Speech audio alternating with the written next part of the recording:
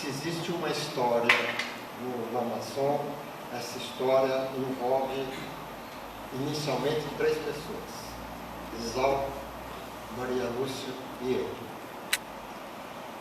E tudo começou num acaso, quando eu era vice-presidente, presidente do Regional de Farmácia em São Paulo, dirigindo a Araraquara. Eu tinha preferência, não sei porquê, pela poltrona 17 da aviação comum. Quando cheguei, tinha outra pessoa sentada na 18, mas não falava. Não falava. Eu iniciei a conversação, falei: você vai para onde? Eu vou para Araraquara. Vai fazer em Araraquara? Ah, eu sou médico, eu vou montar um consultório lá, que eu vou trabalhar em Ribeirão e Araraquara. E você? Eu sou farmacêutico. O que você faz? Sou professor da Faculdade de Farmácia de Araraquara. Mas o que você faz? Eu falei: faço pesquisa, então assim. Mais um pouquinho, eu falei: você não quer combinar comigo? Eu, a minha esposa e você, nós vamos fazer um grupo de estudos em Ribeirão, aos sábados, uma vez ao mês, no período da tarde. Foi, aceitei, e aí, quando eu comecei a vir para cá, trazia uma porção de alunos e mesmo colegas de um ônibus da Aviação Cruz, praticamente tomado pelos farmacêuticos, e uma dentista, que era professora da faculdade, na época, farmácia da odontologia.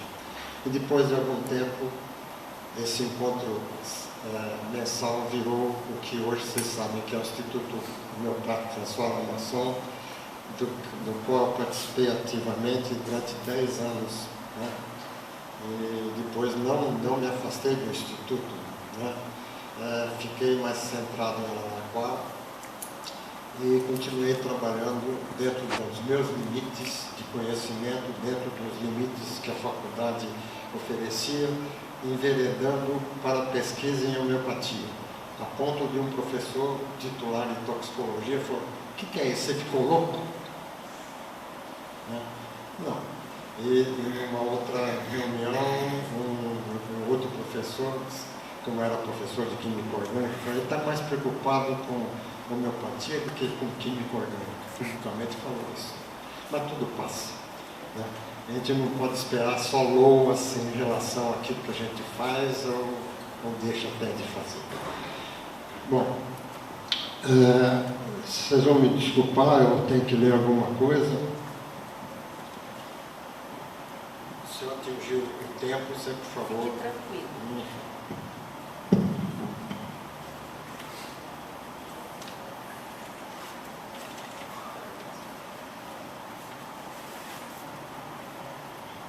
Então, a pesquisa científica em homeopatia.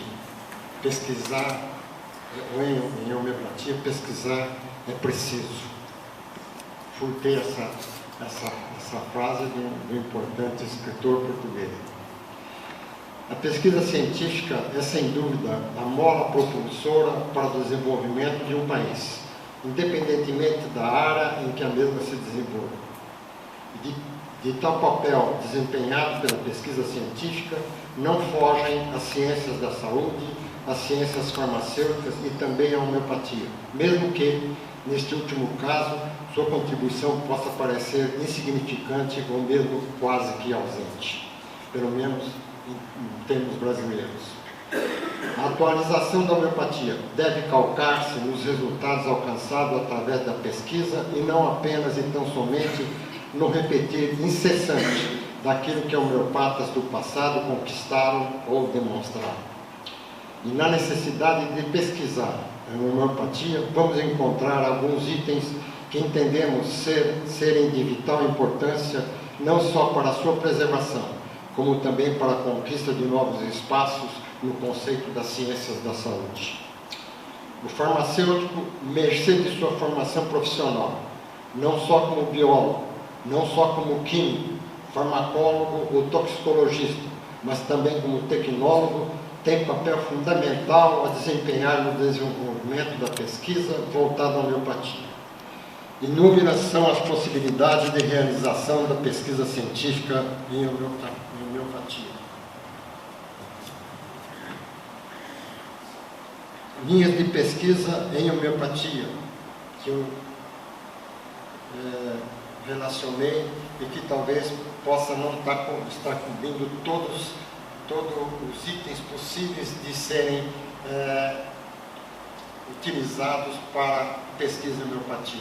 Eu dizia para os meus alunos, quando você diz, por que isso? Cada vez que diz, por que isso? Eis um motivo para uma nova pesquisa. Isso não só em homeopatia, em tudo. Assim como eu dizia para os meus alunos, quando eu estava apresentando um mecanismo de reações orgânicas, falei, isso que eu estou escrevendo aqui na lousa é a realidade no momento. Mas depois que eu me virar para vocês, provavelmente isso aqui será desmentido ou confirmado de maneira um pouco diferente. Então, linhas de pesquisa em homeopatia. Pesquisa físico-química das preparações homeopáticas, estudo do efeito da sucção sobre as diluições de diferentes drogas e insumos ativos, que eu vou mostrar algumas coisas depois. Insumos inertes. Estudos laboratoriais da ação do medicamento homeopático sobre células animais e vegetais, estudos in vitro. Embora originariamente Hahnemann pregava a experimentação no homem, mas hoje a ciência evoluiu de tal maneira que é possível fazer experimentação não só com células de animais, como células de vegetais. Então, pesquisas in vitro. Estudos laboratoriais e de campos relativos à ação do medicamento homeopático sobre animais e vegetais. Aqui também se repete, só que passando por um plano do animal vivo e o vegetal vivo. Aliás, a experimentação com animais agora está dando um problema muito grande. Mas certas coisas ainda não são possíveis de serem substituídas. Infelizmente para os animais e felizmente para os homens. Porque dependemos disso para saber a que ponto nós vamos usar e quando, como vamos usar este ou aquele medicamento. Porque talvez todos não saibam. A experimentação não começa exatamente no homem. Começa com animais ou células in vitro. Passa por animais, depois dos animais, dependendo do resultado, passa por pré-clínico, depois do resultado pré-clínico, passa para aplicação na clínica. Por exemplo, citando uma faculdade, a Faculdade de Medicina da Universidade Federal de São Paulo tem um auditório específico para tratar desse assunto, em que são convidadas as pessoas a serem doadoras ou participantes de um projeto de pesquisa em que elas assinam um laudo de autorresponsabilidade, devidamente orientados, e mensalmente, depois de uma avaliação da rigidez da pessoa, são experimentados medicamentos que depois vão passar, essa é a fase pré-clínica, depois vão passar para a fase clínica, que um figurão qualquer vai experimentar, usar nos seus clientes. Então isso vale para tudo. Provas clínicas e clínico-laboratoriais com medicamentos homeopáticos, comparativas ou não com produtos alopáticos ou outros. Desenvolvimento e ou adaptação de métodos aplicáveis à produção e ao controle de qualidade. Porque o que Hahnemann fazia era de acordo com a sua época. Por exemplo, ele citava para a conservação do medicamento homeopático, pegar um pedaço de carvão ativo, amarrar num fio e colocar dentro do líquido, né, do medicamento homeopático. Então, todo mundo falou, por isso. Então, eu fui fazer pesquisa, peguei tintura de tuia e diluições de tuia, e fiz a mesma coisa, pedaço de carvão pesado, ativado, e fomos observando, fazendo a leitura, inclusive através de cromatografia em camada delgada, e fomos ver que desnatura o produto. O carvão tem poder de absorver e absorver, né?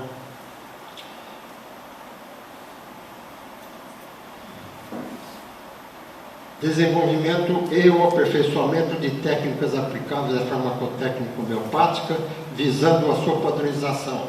bem como a de equipamentos e instrumentos que lhes são pertinentes ou a ela aplicáveis. Por exemplo, braço mecânico, nota 100 para o braço mecânico, porque quem já preparou medicamento homeopático, dinamização, se for partir de uma primeira diluição e for fazer até a 10ª, 30ª e tal, eu tenho trabalho feito comigo mesmo e uma aluna e o professor Leonardo Pitt.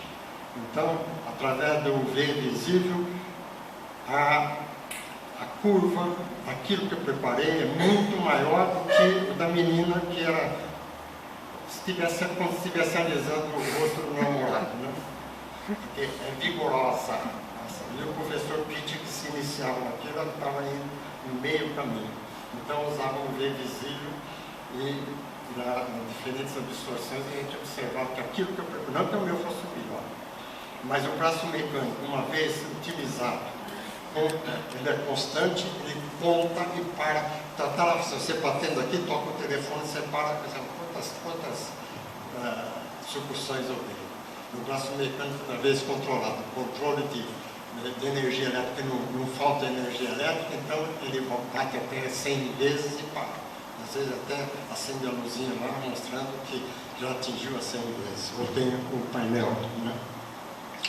Estudo químico biológico de drogas de origem vegetal e de outras origens, visando direta ou indiretamente a obtenção de novos medicamentos. Então nós temos um exemplo clássico. Quem introduziu a homeopatia no Brasil foi um francês, Benoît Mille, em 1840. Esse homem que veio para cá como praticamente fugindo problema político, se instalou em Santa Catarina e ao longo dos anos que lá ele viveu, ele fez a patogenesia de dezenas de plantas e animais brasileiros. O Instituto deve ter essas patogenesias de plantas brasileiras, né? Inclusive eu orientei um médico que se formou aqui, que escreveu justamente a biografia de Benoît Mille. E Dr. Denis Demarque, uma figura exponencial que nós temos que reverenciar. Quando houve o congresso que foi na Recreativa, eu participei da mesa falando justamente que o Brasil tinha uma fauna e uma flora excepcionais e que era importante que se pesquisasse insetos, animais e vegetais com o intuito de encontrar outros medicamentos para a homeopatia. Em que foi questionado pelo Dr. Denis Demarque, ele falou, para quê? Se tudo que existe atualmente, mais de 3.000 medicamentos, são suficientes para tratar aquilo que é tratável e curável pela homeopatia. É questão do ponto de vista, falando, eu defendo a minha terra. E nós podemos encontrar, sim, outra coisa, quem sabe, com melhor qualidade enquanto atividade. Estudo do mecanismo de ação dos medicamentos homeopáticos, que é um problema muito extenso e uma área que deve envolver farmacêuticos, médicos, físicos, físico-químicos e outros, veterinários, enfermeiras, etc. Pesquisa toxicológica e patogenética de novas drogas de diferentes origens. Por exemplo, agora acabei de vir da Colômbia, dar um curso com o pessoal da Envima, que é a Anvisa deles, e um dos tópicos que eles pediram que eu abordasse é justamente os policréstomos e sua toxicologia. Então eu fiz um quadro que era a toxicologia de arsênico, de belladona, etc., e ao lado a patogenesia. Que eram 20 farmacêuticos da Anvisa e Envima e mais 4 médicos.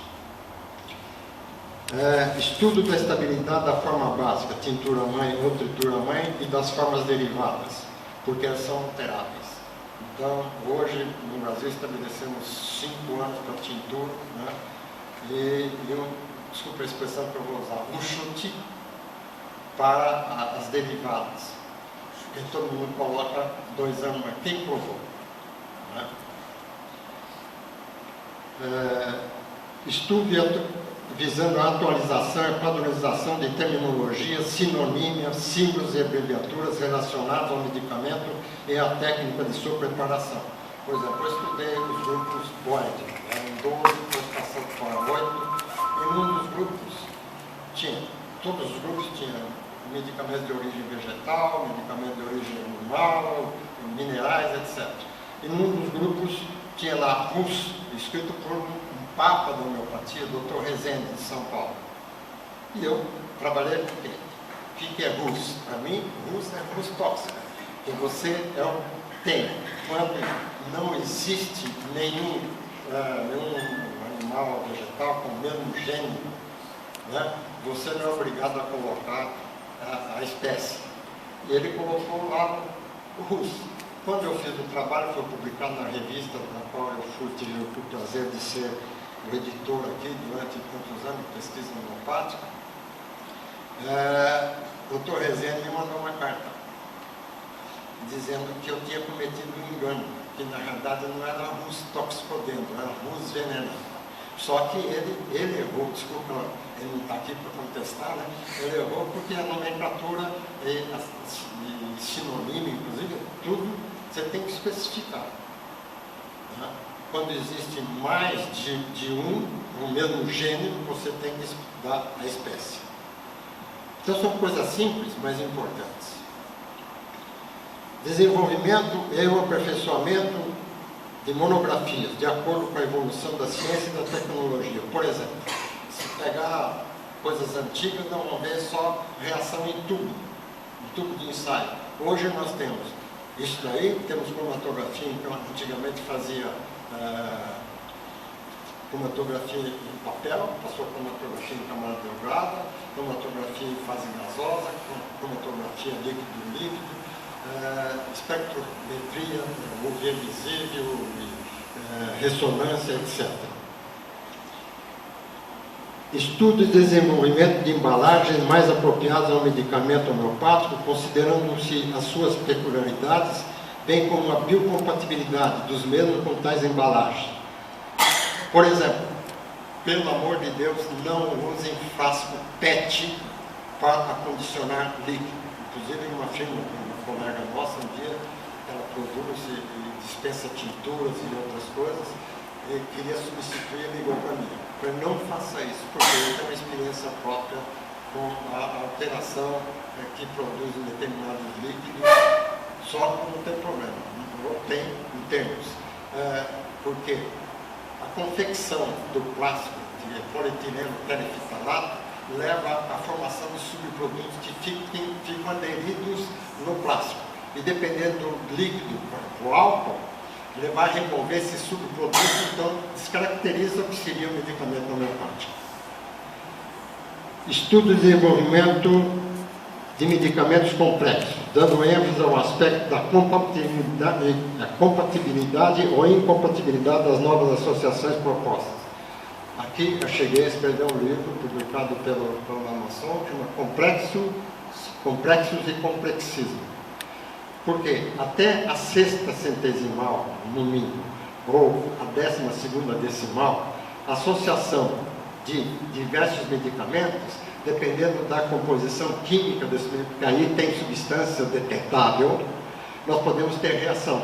E está nesse livro, você pode consultar na biblioteca, não estão vendendo, está na biblioteca, que eu mostro por A mais B, que na realidade isso pode acontecer.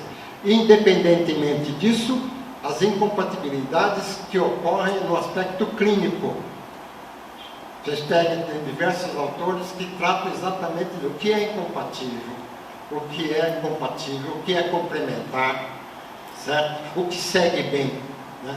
Vocês vão encontrar na literatura, vão encontrar esses aspectos. E com isso também paguei caro por isso, me ponho contra uma coisa que o pessoal chama de antroposofia, porque não é homeopatia. Não é homeopatia. Por quê? Método de preparação, sucção de acordo com o movimento das marés, suave. A origem das plantas, etc., que são empregadas na antroposofia, são de tal natureza que na Anvisa eu falei, vocês estão querendo oficializar a bruxaria. Agora estive na Colômbia e tem uma médica que trabalha com antroposofia e eles confundem uma coisa lá, como no Brasil confundem. Tintura-mãe não é homeopatia. Tintura-mãe é fitoterapia. Tintura-mãe, para homeopatia, necessita diluição e dinamização. E não vão dizer que a dinamização pode ser com 10, a nossa farmacopeia determina, são 100 sucursões, 100. Cheguei em Brasília, no Ministério da Saúde, 2 ex-alunos que cursaram aqui ou em Goiânia, falaram, professor, o senhor esteve em Curitiba? Eu estive, tá. O senhor conheceu o laboratório tal? Eu falei, não. O rapaz virou para a moça, não falei para você? Por quê? Quando no laboratório a Anvisa foi fiscalizar, tinha uma alemã forte, e ela preparava as dinamizações num frasco grande, mas ela dava só 10 sucções. Aí o rapaz esqueci o nome dele. Ele falou, mas isso daí, a farmacopeia determina sempre, mas eu sou mais forte. Certo? Estudos da legislação específica com aplicação ao medicamento homeopático, visando a sua produção, seu controle de qualidade, a sua dispensação, assim como a sua indicação. Estudos para a criação e adoção de programas mínimos de ensino, de graduação e de pós-graduação em homeopatia, quer quanto à farmácia, quer quanto às outras áreas, as áreas clínicas.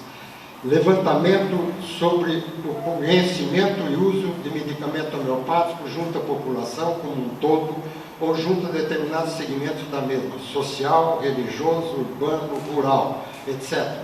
Quer quanto à forma farmacêutica utilizada, quer quanto à frequência de uso, quer quanto ao receituário, quer quanto à automedicação e indicação feita pelo farmacêutico. Isso aqui eu sugeri a uma colega que fez mestrado na saúde pública, justamente nesse sentido.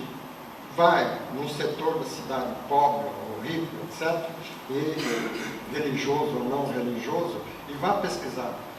Vocês conhecem a homeopatia? Conheço, então vai haver a confusão, porque entra, não, meu médico receitou um regime para emagrecimento, e eu estou tomando medicamento homeopático.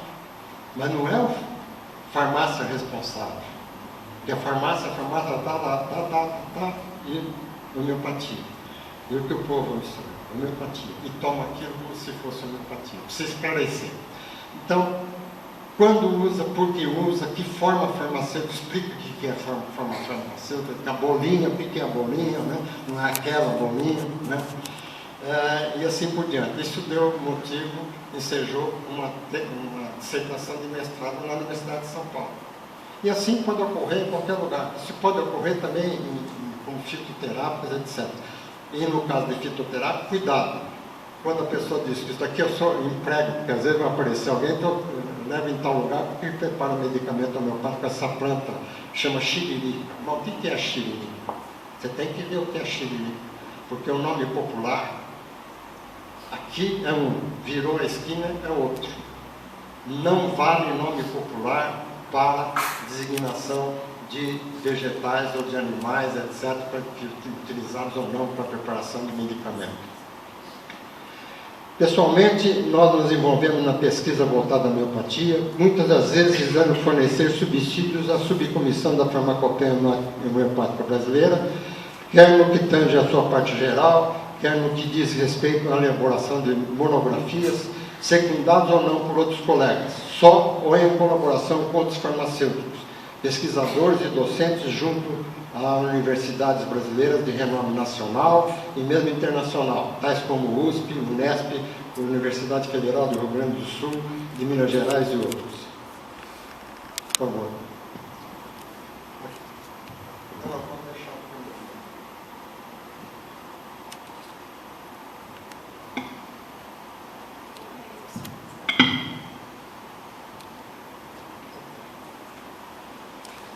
Aqui vocês estão vendo o que é isso.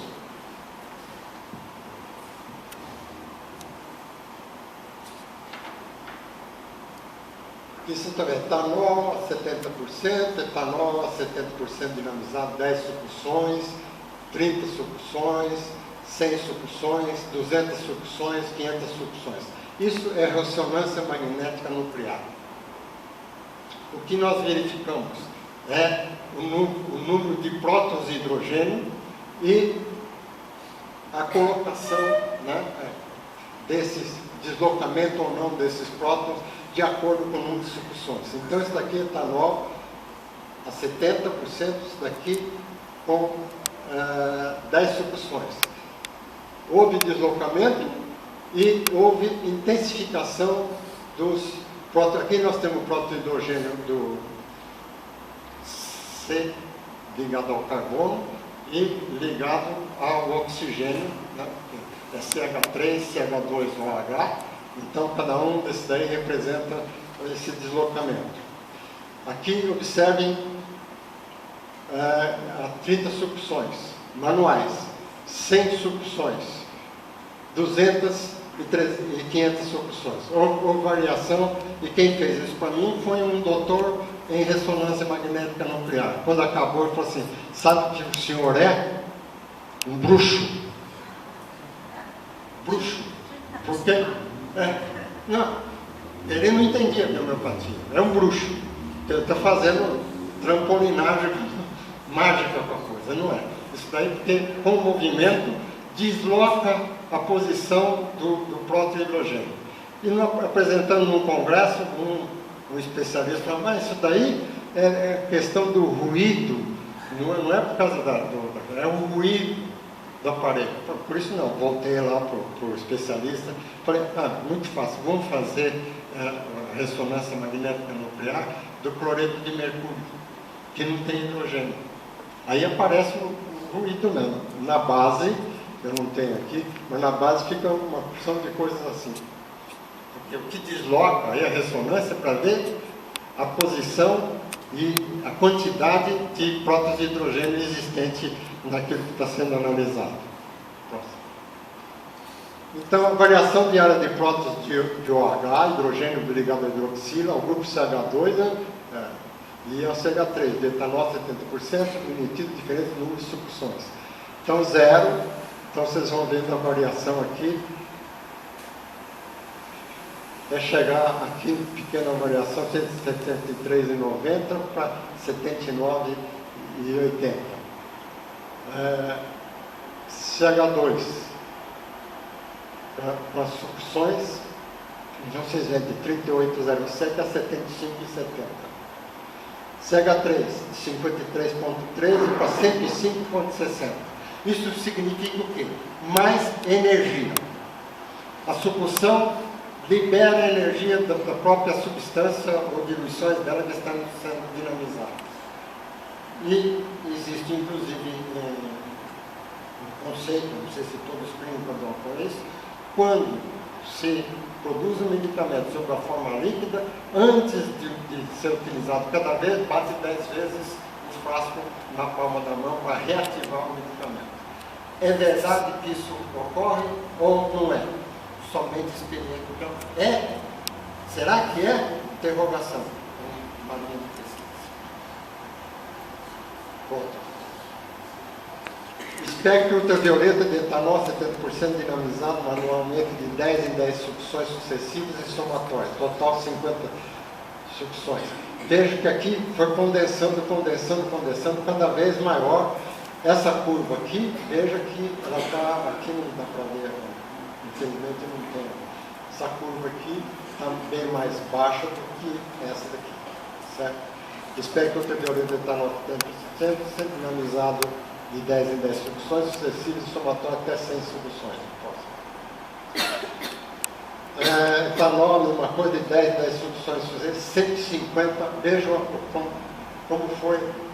À medida que foi sendo dinamizado o etanol, ele vai sendo aumentada essa curva aqui. Cerca de 270 por aí.